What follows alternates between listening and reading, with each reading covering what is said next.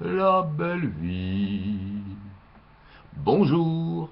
Aujourd'hui, une petite histoire de Guy de Maupassant. Ça fera plaisir à la belle Ève, la veillée. Elle était morte sans agonie, tranquillement, comme une femme dont la vie fut irréprochable. Et elle reposait maintenant dans son lit, sur le dos, les yeux fermés, les traits calmes. Ses longs cheveux blancs, soigneusement arrangés, comme si elle eût fait sa toilette encore 10 minutes avant la mort, toute sa physionomie pâle, de trépassé si recueillie, si reposée, si résignée, qu'on sentait bien quelle âme douce avait habité ce corps, quelle existence sans trouble avait mené cette aïeule sereine, quelle fin sans secousse et sans remords avait eu cette sage. À genoux près du lit, son fils, un magistrat aux principes inflexibles, et sa fille, Marguerite, en religion, sœur Eulalie, pleuraient éperdument. Elle les avait dès l'enfance, armée d'une intraitable morale, leur enseignant la religion sans faiblesse et le devoir sans pactisation. Lui, l'homme, était devenu magistrat, et brandissant la loi, il frappait sans pitié les faibles, les défaillants. Elle, la fille, toute pénétrée de la vertu qu'il avait baignée en cette famille austère, avait épousé Dieu par dégoût des hommes. Ils n'avaient guère connu leur père.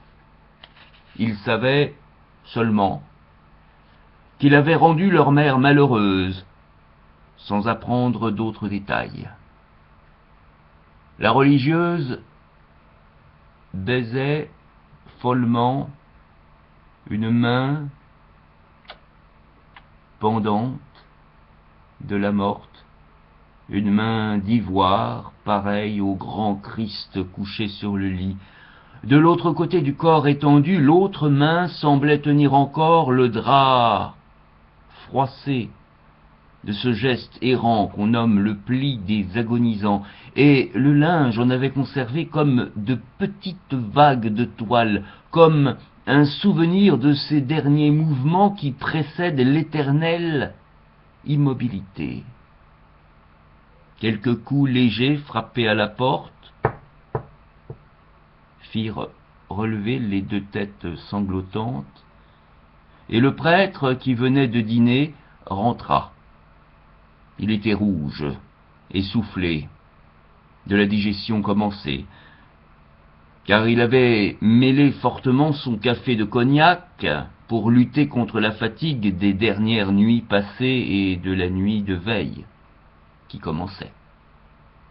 Il semblait triste, de cette fausse tristesse d'ecclésiastique pour qui la mort est un gagne-pain. Il fit le signe de la croix et, s'approchant avec son geste professionnel, « Eh bien, mes pauvres enfants, je viens vous aider à passer ces tristes heures. » Mais sœur Eulalie soudain se releva. « Merci, mon père.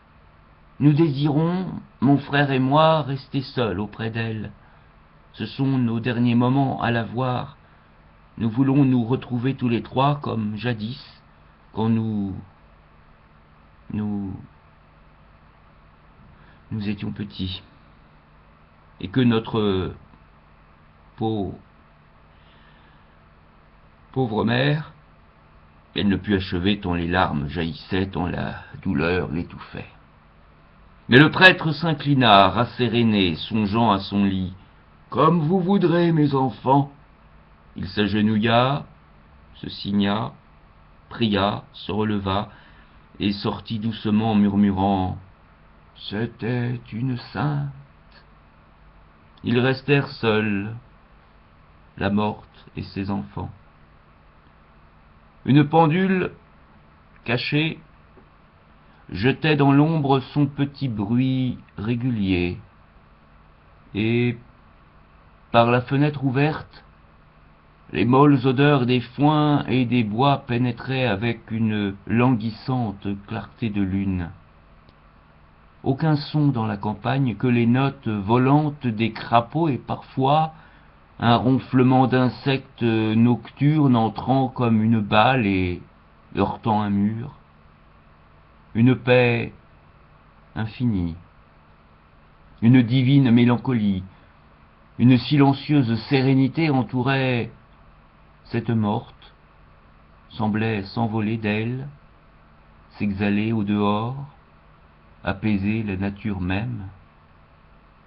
Alors le magistrat, toujours à genoux, la tête plongée dans les toiles du lit, d'une voix lointaine et déchirante, poussée à travers les draps et les couvertures, cria « Maman! Maman! Maman !» Et la sœur, s'abattant sur le parquet, heurtant au bois son front de fanatique, convulsée, tordue, vibrante, comme en une crise d'épilepsie, gémit « Jésus, Jésus, maman, Jésus !» Et, secoués tous deux par un ouragan de douleur, ils haletaient, râlaient. Puis, la crise, lentement, se calma. Ils se remirent à pleurer d'une façon plus molle, comme des accalmies pluvieuses suivent les bourrasques sur la mer soulevée. Puis, longtemps après, ils se relevèrent et se remirent à regarder le cher cadavre et les souvenirs. Ces souvenirs lointains, hier si doux, aujourd'hui si torturants, tombaient sur leur esprit avec tous ces petits détails oubliés, ces petits détails intimes et familiers qui refont vivant l'être disparu. Ils se rappelaient des circonstances, des paroles, des sourires, des intonations de voix de celles qui ne leur parleraient plus. Ils la revoyaient heureuse et calme, retrouvaient des phrases qu'elle leur disait, et un petit mouvement de la main qu'elle avait parfois, comme pour battre la mesure quand elle prononçait un discours. Et il l'aimait comme il ne l'avait jamais aimé. Et il s'apercevait en mesurant leur désespoir combien ils allaient se trouver maintenant abandonnés. C'était leur soutien, leur guide, toute leur jeunesse, toute la joyeuse partie de leur existence qui disparaissait, c'était leur lien avec la vie, la mère, la maman, la chère créatrice, la tâche avec les aïeux qu'ils n'auraient plus.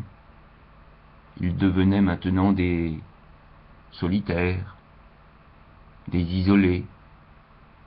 Ils ne pouvaient plus regarder derrière eux. La religieuse dit à son frère « Tu sais, comme maman lisait toujours ces vieilles lettres, elles sont toutes là, dans son tiroir. Si nous les lisions à notre tour, si nous revivions toute sa vie cette nuit près d'elle, ce serait comme un chemin de la croix, comme une connaissance que nous ferions avec sa mère à elle, avec nos grands-parents inconnus, dont les lettres sont là, et dont elle nous parlait si souvent. T'en souviens-t-il » Et ils prirent dans le tiroir une dizaine de petits paquets de papier jaune, ficelés avec soin et rangés l'un contre l'autre. Ils jetèrent sur le lit ces reliques, et choisissant l'une d'elles sur qui le mot « père » était écrit, ils l'ouvrirent et lurent. C'étaient ces 6 vieilles épîtres qu'on retrouve dans les vieux secrétaires de famille, ces épîtres qui sentent l'autre siècle. La première disait « Ma chérie », une autre « Ma belle petite fille », puis d'autres « Ma chère enfant », puis encore « Ma chère fille ». Et soudain la religieuse se mit à lire tout haut, à relire à la morte son histoire, tous ses tendres souvenirs. Et le magistrat, un coude sur le lit, écoutait, les yeux sur sa mère. Et le cadavre immobile semblait heureux.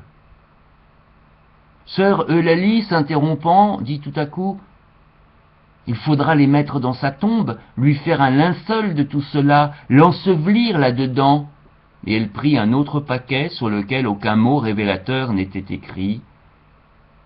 Et elle commença, d'une voix haute. « Mon adoré, je t'aime à en perdre la tête. Depuis hier, je souffre comme un damné brûlé par ton souvenir. Je sens tes lèvres sous les miennes, tes yeux sous mes yeux, ta chair sous ma chair. Je t'aime. Je t'aime, tu m'as rendu fou. Mes bras s'ouvrent, je halète, soulevé par un immense désir de t'avoir encore. Tout mon corps t'appelle, te veut. J'ai gardé dans ma bouche le goût de tes baisers. » Le magistrat s'était redressé. La religieuse s'interrompit. Il lui arracha la lettre, chercha la signature, il n'y en avait pas, mais seulement sous ces mots « Celui qui t'adore », le nom Henri. Leur père s'appelait René. Ce n'était donc pas lui. Alors le fils, d'une main rapide, fouilla dans le paquet de lettres, en prit une autre et il lut « Je ne puis plus me passer de tes caresses ». Et debout, sévère comme à son tribunal, il regarda la morte, impassible. La religieuse, droite comme une statue, avec des larmes restées au coin des yeux, considérant son frère, attendait. Alors il traversa la chambre à pas lents, gagna la fenêtre, et le regard perdu dans la nuit, songea. Quand il se retourna, sœur Eulalie, l'œil sec maintenant, était toujours debout, près du lit, la tête baissée. Il s'approcha, ramassant vivement les lettres qu'il rejetait pêle-mêle dans le tiroir, puis il ferma les rideaux du lit.